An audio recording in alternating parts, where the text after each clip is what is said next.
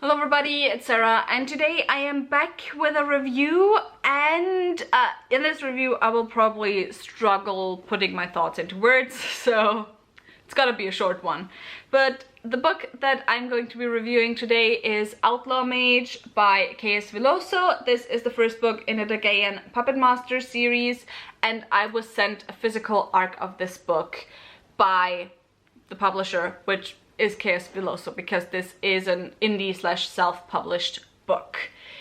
So this came out back in August. I wanted to have this review up closer to release date, but I did not quite manage, so we're here now. First, let's talk about what this is about. This is set in the same world as the Chronicles of the Bitch Queen, which starts with the Wolf of Oren Yaro. However, it is not set in the same country or even general area, but the magic system, etc. is somewhat the same. However, I do not think that you have to read Chronicles of the Bitch Queen first, because the magic is still explained, and you know, it's just gonna be the country names that will sound familiar if you have read Chronicles of the Bitch Queen first, or maybe some, like, there's some Easter eggs to stuff that happened politically in Chronicles of the Bitch Queen. However, they truly are Easter eggs as they are intended as Easter eggs, meaning they do not add anything to the story at hand. Now, I have forgotten the main character's name because I like to forget main characters' names. So, and it's really hard to find the main character's name because it's written in first-person perspective. But anyway, we follow our main character, who is a woman from an oppressed ethnicity within this empire, and she is the first person of her ethnicity to make it to the most prestigious magic school within her empire. Now, the way magic schools work, or the way magic generally works, is that magic on the one hand is somewhat slightly revered.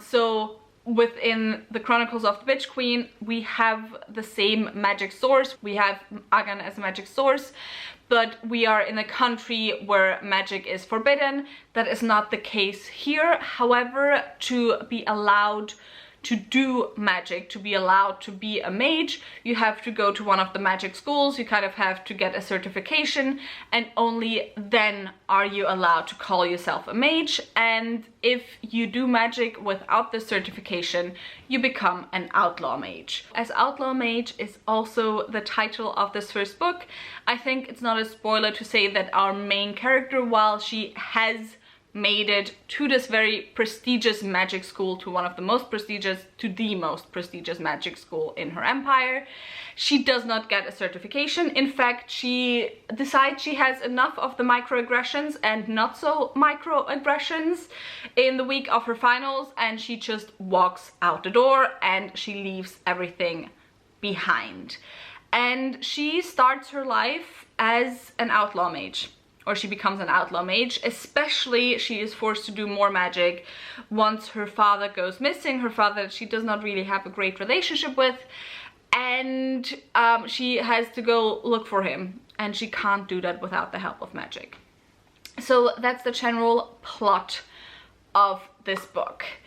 So why am I going to struggle to talk about it? The thing is that with K.S. Veloso, and I had the same problem also with Chronicles of the Bitch Queen, there's a lot of things, some of which I just can't quite put my finger on, that just make me not necessarily fall in love with the story and with the characters. However, by the end of the books, I still get gripped by the plot, and I still really enjoy it, to the point that I want to continue on with the next book. That's also the reason why I gave this 3.25 stars. In terms of the more negative stuff, K.S. Veloso does usually write, at least as far as the books go that I have read by her so far, in first-person perspective. That is generally not my favorite POV to write in or to read in.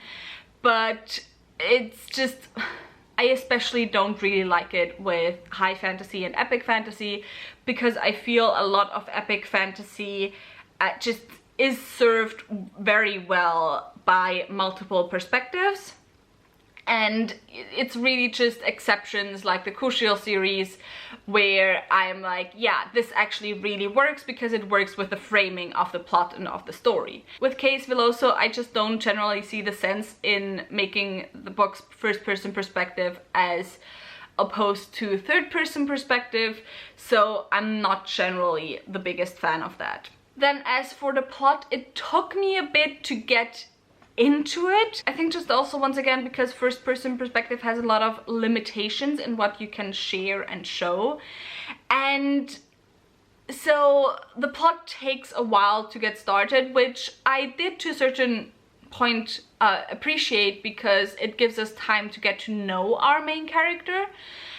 And yeah, but aside from that, there were just, I don't know, for some reason it took me a while to get interested in the plot. Maybe part of the reason was because the plot was that our main character went out to go look for her dad, but she has a really rough and twisted relationship to her dad, and so she does not actually want to go look for him, but she does so for her family. And so I just didn't feel the motivation as a reader for her to want to, you know, find her dad. And so it kind of made it hard for me to really get invested until about the midway point where some mysteries come in and some other intrigues come in and some other elements come in. And from that point on, I did actually really enjoy the plot and I was really invested and I did want to see where it was going. And so by the end of it, I now do want to continue on with the series. I now do want to continue on and see where the story is going. World building, I feel like, I don't know, Agan is kind of a little bit underexplained. I don't want to say underexplained, but I can't quite grip it, I want to say. If you've been on my channel for a while, you know that I am not a fan of over-explained magic systems. I'm not a fan of hard magic systems, because for me the important thing is really that the magic system fits with the story, fits with the culture, fits with all the surrounding elements, and if that kind of helps me visualize the magic and kind of helps me visualize the role of magic within the world, then I am fine with just, you know, wand swooshing or whatever. But with this one, on the one hand, I did really enjoy it because we got the same magic system as within Chronicles of the Bitch Queen, but we got it in a different context, which I found really interesting because you have those different cultures that, you know, use Agan very differently and use the magic very differently. And I also find it very interesting because Agan does have this kind of element of, I want to say, corruption. So it's a magic, it's the type of magic where it's like you're not allowed to use it too much, or it won't be good for you, or it won't be healthy for you. But at the same time, there was something missing for me to make it truly understandable. Not understandable for me, but, you know, for me to truly picture it within the world. But I can't really put my finger on what that was. And then the last thing where I also have quite mixed feelings is the characters and their relationships, because like our main character is very much a stereotype of the hero that drags her feet. Like, she does not want to go and find her dad. She in fact really hates her dad. She can't stand him. I did not really get in narrative if the narrative thought she was warranted. I mean, the narrative did think she was warranted, but if the narrative thought that her cutting off her dad was a good thing, or if she should try to mend the bridges, I did not really get that, like, what the narrative wanted really, or what the narrative supported.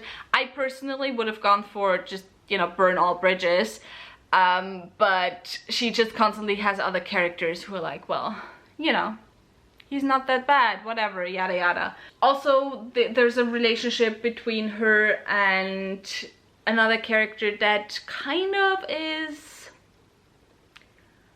I don't know, I didn't like the way that relationship started, and I found it kind of illogical. However, that we usually got that in flashbacks, and the dynamic in the relationship in the now of the story, that I did really enjoy. So with the relationships, once again, I'm kind of confused. And with our main character also, I found her kind of exasperating at the beginning of the story. I did not mind her as much as I minded the main character in Chronicles of the Bitch Queen, because oh my god, I hated her. I couldn't stand her because she was just so stupid. This character is not stupid usually, so I did appreciate that. But it took me a while to warm up to her, let's put it like that. So yeah, and that's kind of my rough thoughts on this book. It took me a while to warm up to it. I did really enjoy it by the end, and I don't really know if I would recommend it or not, because I feel like I'm too lukewarm on it. So personally, for personal reasons, maybe I wouldn't necessarily recommend the book. However, I do know that there are a lot of people out there who really loved and really enjoyed Chronicles of the Bitch Queen.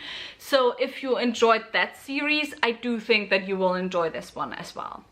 And yeah, with all of that said, that was it for this video. If you have read the book already, I mean, it's not been out for that long, leave your thoughts in the comments down below. If you enjoyed this video, maybe think about giving me a thumbs up and also maybe subscribing, and all the links to my social media as well as to my book club of Queens, Witches and Valkyries, where I read one adult high fantasy book written by a woman or genderqueer person per month, will be left linked down below as well, so go and check those out as well. Bye!